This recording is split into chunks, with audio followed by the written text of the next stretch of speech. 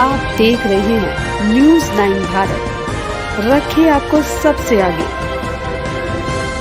नमस्कार, आप देख रहे हैं न्यूज़ 9 भारत, मैं हूं आपके साथ अंजलि। चलिए रुक करते हैं खबरों की ओर। आजमगढ़ लोकसभा उपचुनाव में भाजपा प्रत्याशी दिनेश लाल यादव निरहुआ की 1 लाख से अधिक मतों से जीत होगी। उक्त बातें पूर्व विधायक और भारतीय जनता पार्टी के नेता रामदर्शन यादव ने सिविल लाइन स्थित मनीष यादव के आवास पर मंगलवार को आयोजित प्रेस वार्ता को संबोधित करते हुए कहा। श्री यादव ने कहा कि आजमगढ़ भी विकास और तरक्की के रास्ते पर चलकर वाराणसी और गोरखपुर की तरह बनेगा। उन्होंने कहा कि आजमगढ़ में महाराजा सुहेलदेव विश्वविद्यालय का निर्माण आजमगढ़ में शिक्षा के क्षेत्र में माननीय योगी जी की सौगात है और यहाँ की जनता ने भाजपा प्रत्याशी को ऐतिहासिक जीत दिलाने के लिए कमर कस लिया है। पूर्व विधायक श्री यादव ने आगे कहा कि आजमगढ़ में परिवर्तन की बयार चल रही है। मुखिया अखिलेश यादव का अपने चचेरे भाई धर्मेंद्र यादव के चुनाव प्रचार में न आना और ऑस्ट्रेलिया जाना परिवार के दूसरे सदस्य के साथ भी धोखा है। सपा मुखिया ने तो जनता के और न अपने संबंधों के प्रति वफादार हैं। उन्होंने कहा कि प्रधानमंत्री मोदी जी के नेतृत्व में देश ने हर क्षेत्र में विकास की नई इबारत लिखी है। जब पूरी दुनिया कोरोना महामारी से त्राहि कर रही थी, प्रधानमंत्री जी के कुशल नेतृत्व में भारत ने अपने लोगों की हिफाजत ही नहीं किया बल्कि दुनिया के अन्य देशों में भी वैक्सीन की मदद किया। आज प्रेस कॉन्फ्रेंस थी, क्या है उसका उद्देश्य? आज देखिए, जो हम लोगों के बस एक बात है उद्देश्य, ये आजमगढ़ में यहाँ पर अखिलेश यादव ने प्रत्याशी बनाया धर्मेंद्र यादव। उनको प्रत्याशी नहीं बनाया बल्कि उनको बलि का बकरा बना दिया। उनको प्रत्याशी बनाने के उपरांत वह कभी आज तक प्रचार नहीं करने आए। उसके बाद चले गए ऑस्ट्रेलिया घूमने। वो अपने सगे भाई को यहाँ पर बलि का बकरा बना।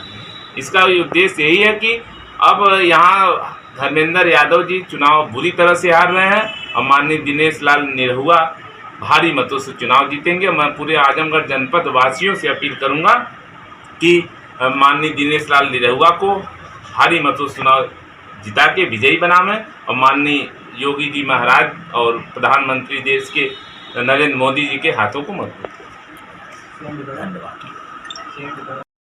क्या है उद्देश्य?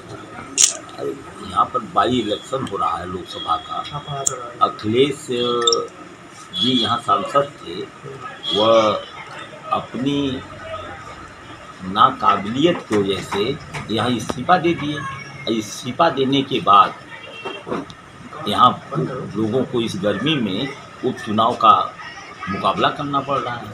अगर अखिलेश यादव ऐसा नहीं करते तो यह उपचुनाव नहीं होता। अब यह अखिलेश यादव समझें कि उन्होंने ऐसा क्यों किया। मैं समझता हूँ कि 3.5 साल सांसद रहने के बाद वह 3.5 साल में एक बार भी आजमगढ़ में नहीं आए।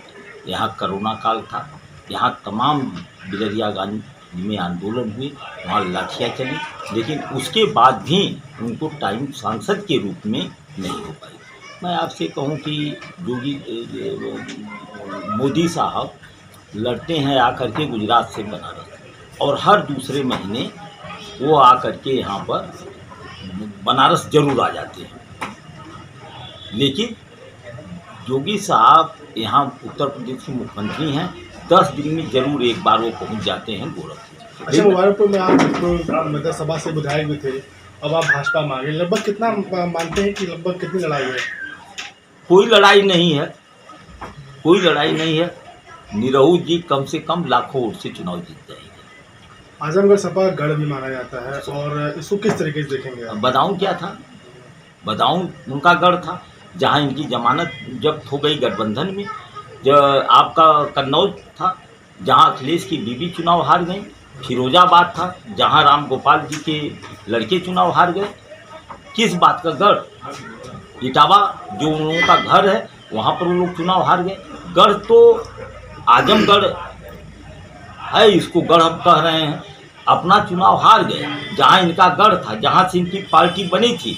जब हम लोग कभी गौरवान्वित होते थे, जब नेताजी आते थे तो हम लोग गौरवान्वित होते थे कि नेताजी के इलाके में हम लोग चल करके वोट मांग रहे हैं। तो वहाँ लगता था कि सब वो नेता मैं है। आज इन लोगों का सभी कहीं चला गया इटावा चला गया, बदाऊं चला गया, कन्नौज चला गया, फिरोजाबाद चला गया, अब कितना ना हो। और उसके बाद गढ़ तो आजमगढ़ का तो रिकॉर्ड है दूसरा, ये हमेशा विपक्ष में रहता है और विपक्ष में था पिछले चुनाव में भी सत्ता।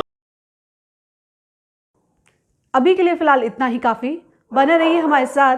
छोटी से बड़ी खबर जानने के लिए न्यूज़ 9 भारत पर अब चाहूंगी इजाजत। नमस्कार।